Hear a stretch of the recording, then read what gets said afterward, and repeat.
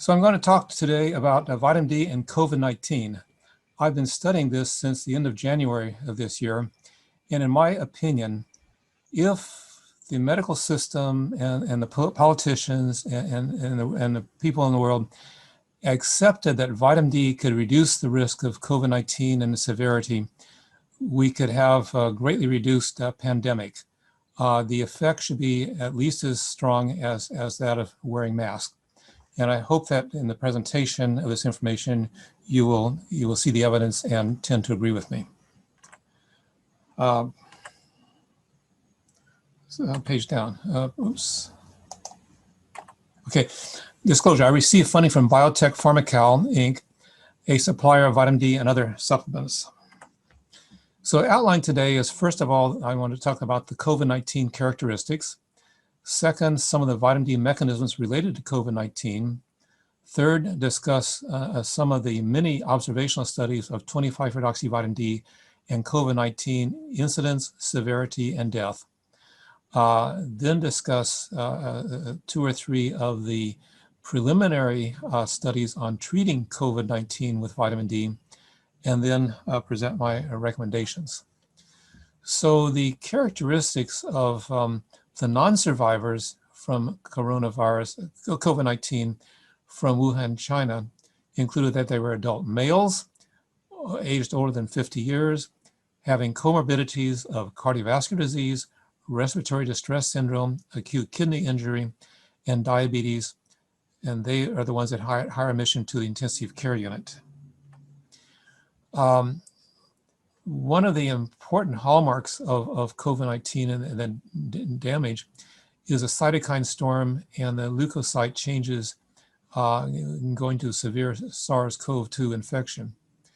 Clinical evidence indicates that the fatal outcomes were with severe acute respiratory syndrome, coronavirus 2 infection, often results from alveolar injury that impedes airway capacity and also multi-organ failure, both of which are associated with the hyperproduction of cytokines, also known as the cytokine storm or cytokine release syndrome. Clinical reports show that both mild and severe forms of disease result in changes in circulating leukocyte subsets and cytokine secretion, particularly IL-6, IL-1 beta, IL-10, TNF-alpha, GM-CSF, IP-10, INF-induced protein 10, IL-17, MCP3, and IL-1RA. The main thing is that these cytokines attach to the surfaces, the epithelial layer of the lungs, the vascular system, and organs like the kidney and so on, and so they do damage to the surfaces, which leads to great damage, permanent. How far back should I go? Where did you lose me? Yeah, with the third slide. Third slide? Yes. It's this. Okay. So here are the characteristics of people with COVID-19 in Wuhan, China. The clinical characteristics of the non-survivors of COVID-19 were adult males, aged older than 50 years, having comorbidities of cardiovascular disease, respiratory distress syndrome, acute kidney injury, and diabetes with higher admission to intensive care unit. One of the main physiological effects of COVID-19 is a cytokine storm and leukocyte changes in mild versus severe SARS-CoV-2 infection. Clinical evidence indicates that the fatal outcome observed with severe acute respiratory syndrome or coronavirus 2 infection often results from alveolar injury that impedes airway capacity and multi-organ failure, both of which are associated with the hyperproduction of cytokines, also known as a cytokine storm or cytokine release syndrome. Clinical reports show that both mild and severe forms of disease result in changes in circulating leukocyte subsets and cytokine secretion, with a number of cytokines being produced. Now let me turn to the seasonality of coronaviruses, influenza viruses, and RSV. This is a summary of data from the last few years And it shows that for latitudes above about 30 degrees north latitude, most of these viruses have their peak infection rates from November through March, whereas in the tropics, or below about 20 to 25 degrees latitude, they can be anywhere throughout the year. It has to do with the humidity and the temperature. But anyway, this gives us an idea that the COVID-19 rate should be increasing now as it turns into fall and winter in the Northern Hemisphere. We see here in this set of data from millions of measurements of 25-hydroxyvitamin D and parathyroid hormone in the United States, that winter is also the time when 25-hydroxyvitamin D concentrations are lowest and PTH levels are highest. So it's probably the temperature and humidity and maybe the solar UV that are driving the seasonality of these viral infections, because the viruses often live better out of doors when it's cold and either low or high humidity, but also the ultraviolet radiation can kill the viruses. But then you have this compounding factor that in winter, the 25-hydroxyvitamin D concentration is lower. So not only do you have a greater amount of the viruses, you have lower concentration of vitamin D, which means the immune system cannot fight it as well. So let's go over some of the mechanisms how vitamin D fights COVID-19. First of all, the vitamin D is either made by the action of solar ultraviolet B radiation on 7-dehydrocholesterol in the skin, producing pre-vitamin D, plus a thermal reaction becomes the vitamin D3. That then goes through the vascular system to the liver, where it receives a hydroxyl group and becomes 25-hydroxyvitamin D, which is what is measured when one measures one's vitamin D level. Then it can go to the lungs or the kidneys or other organs and get a second hydroxyl group and become 125-dihydroxyvitamin D. This is the active form of vitamin D, the hormonal metabolite. And this can, by going through vitamin D receptors coupled to almost every cell in the body, generate, they regulate gene expression, turning some genes on and downregulating other genes, and thereby controlling many processes. And perhaps 10% or more of the genes in the body are affected by the active form of vitamin D. So briefly, some of the mechanisms include upregulating the antimicrobial peptides, downregulating some of the T helper 1, T helper 7 cells, reducing a number of the inflammatory cytokines, increasing autophagy in the macrophages, modulating MMP9, and affecting more of the cytokines.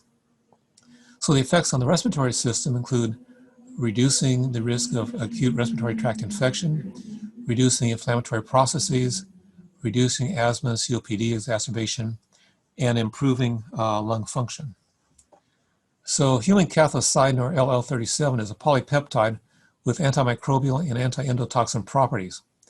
Cathelicidin is induced from macrophages by the action of 125-dihydroxyvitamin D, normally in the vascular system. It reduces survival of viruses by puncturing their surface, whether or not it has an envelope.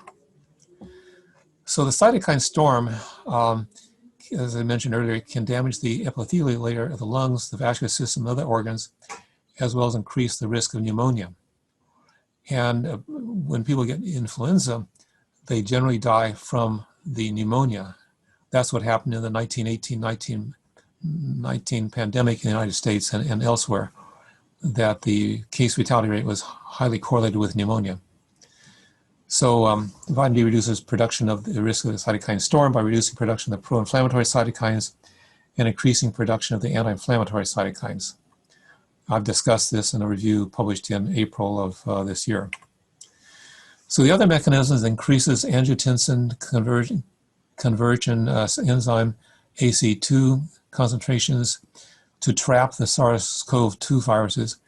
See, normally the SARS would enter the cells through the AC2 receptor, but if there's a lot of free-floating AC2, that will attract and neutralize the SARS-CoV-2. It reduces the risk of endothelial dysfunction. It reduces concentrations of matrix metalloproteinase 9, MMP9, that degrade extracellular matrix remodeling proteins. It reduces the risk of the bradykinin storm, which is explained in this paper here. One thing that's interesting about COVID-19 is that the people more likely to be infected or with the virus and develop COVID-19 are the younger people, but those that are more likely to die are the older people. And the reason is that the older people, their immune system becomes more dysregulated, produces too many cytokines, and leads to a lot of the adverse effects. Now, like I said, there are quite a few observational studies that have looked at the COVID incidence, the severity, and deaths related to 25-hydroxyvitamin D concentrations. Some of these deal with 25-hydroxyvitamin D at the time of diagnosis. Others relate the disease to 25-hydroxyvitamin D perhaps in the past year. This is just the highlights from a few of them. One in Belgium found an inverse relationship between 25-hydroxyvitamin D and COVID-19 severity for males, but not for females. And that was probably because of the small number of cases. A study in Mexico with 172 hospitalized COVID-19 patients found that the mean 25-hydroxyvitamin D was 16 nanograms per milliliter. For death, it was 8 nanograms per milliliter. If you're more familiar with the nanomoles per liter instead of nanograms per milliliter, multiply these values by 2.5. In Russia, the severe cases had a mean value of 12 plus or minus 6 nanograms per milliliter. The moderate cases had 18 plus or minus 14. In Switzerland, they were looking at hospitalized patients, and used the PCR positivity test for SARS-CoV-2. And they found that those that were PCR positive had a value of 10 nanograms per milliliter, where those who were negative had 25 nanograms per milliliter. In the UK, the 44 moderate patients had 19 plus or minus 15 nanograms per milliliter. Those in the ICU had 14 plus or minus 7. So here's more details about a study, survival of patients with acute respiratory failure. This was conducted in Bari, Italy from March 11th to April 30th. The mean 25-hydroxyvitamin D was 20 plus minus 12 nanograms per milliliter. A survival analysis highlighted that after 10 days of hospitalizations, patients with 25-hydroxyvitamin D less than 10 nanograms per milliliter had a 50% mortality probability, while those with vitamin D with 25-hydroxyvitamin D greater than 10 nanograms per milliliter had only a 5% mortality risk. And that's shown here in this curve. In Austria, there were 109 COVID-19 patients. Those that had mild COVID-19 had about 65 nanomoles per liter. The moderate cases had around 55. Severe cases had about 50 nanomoles per liter. And on the other hand, the PTH values increased. It's often said that comorbid conditions like cardiovascular disease, diabetes, hypertension, obesity, and being old are important risk factors for COVID-19. But this study shows that in the UK, with a study of 70 COVID-19 patients aged 80 plus or minus 9 years, admitted to a hospital between March 1st and April 30th, many had chronic diseases, but in comparison with 35 COVID negative negative patients, none of the diseases was significantly associated with COVID-19. So the median 25-hydroxy vitamin D for COVID-19 was 11 nanograms per milliliter. The median for controls was 21 nanograms per milliliter, and this was highly significant. Here's a study in Chicago where they were able to get 25-hydroxy vitamin D values for the past 12 months, seasonally adjusted, and also adjusted for when they were and were not taking high-dose vitamin D. What they found, if the 25-hydroxy vitamin D was less than 20 nanograms per milliliter, the relative risk was 1.8, range from 1.1 to 95% confidence interval was 1.1 to 2.8. The relative risk for non-whites was 2.5. Here's a study from Germany that patients with less 25-hydroxy vitamin D less than 12 nanograms per milliliter were much more likely to die than those with 25-hydroxy vitamin D greater than 12 nanograms per milliliter. Here's a new study from Turkey. The COVID-19 patients, those who survived had a mean 25-hydroxy vitamin of about 22 nanograms per milliliter. Those who died had a mean value of about 8 nanograms per milliliter. Now, here are results of SARS-CoV-2 positivity rates based on data at Quest Diagnostics for over 190,000 patients from 50 states with measurements of SARS-CoV-2 results performed between mid-March through mid-June 2020 and matching 25-OHD measurements from the preceding 12 months. This is published at PLOS1. And what you see is that the positivity rate for 20 nanograms per milliliter or lower is a little bit higher than 12%, whereas when they get up to around 55 nanograms per milliliter, the rate's down to a little over 6%. Now, of course, one of the limitations of this study is that these people are all patients, and you've got a question, why were they patients? Do they have other illnesses, or was it just a routine test? We don't know. What they did find was that age didn't matter very much, nor did male be a male or female. Now, of course, being SARS-CoV-2 positive does not mean you have COVID-19. What it means is you have the viruses, but in order to have COVID-19, you've got to have a dysregulated immune system that, with the high production of the cytokines, the cytokine storm, et cetera, et cetera.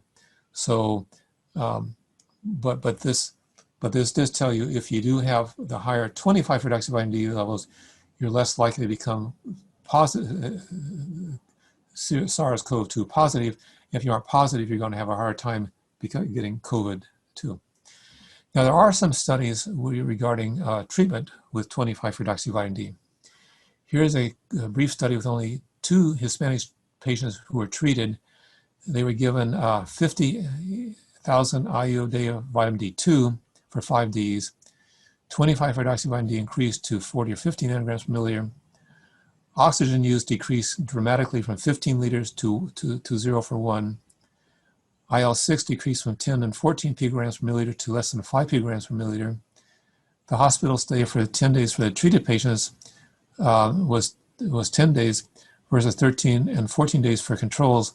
However, the controls had diabetes, mellitus, and hypertension, so that makes these results a little uncertain. There was another study of treatment in Spain. This was a pilot study. All hospitalized patients received, as best available therapy, the same standard of care of a combination of hydroxychloroquine and azithromycin. Eligible patients were allocated to take oral calcifediol, 0.532 milligrams or not. Now, calcifediol is 25-hydroxy vitamin D2. In other words, it's a processed cholecalciferol, and 0.532 milligrams is approximately equivalent to 65,000 IU of vitamin D2. Thus, 1 week's treatment was about 130 1,000 IU of vitamin D2. The control group was given just 1,000 IU of vitamin D3 per day. Of the 50 patients treated with calcifidiol, 1 required admission to the ICU, while of the 26 untreated patients, 13 required admission to the ICU. And that gives a odds ratio of 0.03, and of the patients treated, none of them died and all were discharged without complications. The 13 patients not treated who were not discharged, half were discharged, half were discharged and half were admitted to the ICU, of whom 2 died, and the remaining 11 were discharged. Here's just a graph showing that in graphical form. Now here's the results of a quasi-experimental study conducted in a nursing home in France. The nursing home had 66 residents. They had a mean age of 88 plus or minus 9 years. Most of them had comorbid conditions. And they had been being given 80,000 international units of vitamin D3 every 2 to 3 months. So in this quasi-experimental study, the 57 who had received 80,000 IU in the previous month or within 1 week after diagnosis of COVID-19 were the intervention group. And during the follow-up of 36 plus or minus 17 days, 83% of the supplemented residents survived, but only 44% of the comparator group survived, with an adjusted hazard ratio of 0.11, P of 0.003. So it's highly significant. Again, this is sort of an observational study, but it does bode well for preventing COVID-19 with high-dose vitamin D on a monthly basis. So we talk about what the general consensus is on serum 25-hydroxyvitamin D concentrations. First of all, generally population mean 25-hydroxyvitamin D concentrations by country are near 50 nanomoles per liter or 20 nanomoles per milliliter. Based on non-skeletal effects, less than 30 nanomoles per liter is considered severe deficiency. Less than 50 nanomoles per liter is considered deficiency. And so about half the population is generally deficient. 50 to 75 nanomoles per liter is insufficiency, and greater than 75 nanomoles per liter is generally considered sufficient. But that's based on the observational studies and some of the clinical trials done on using low-dose vitamin D supplementation. But now that higher dose vitamin D supplementation is being administered up to 4,000, 5,000 IU per day of vitamin D3, we're finding that 100 to 150 nanomoles per liter is more likely optimal, and there are very few adverse effects at that level.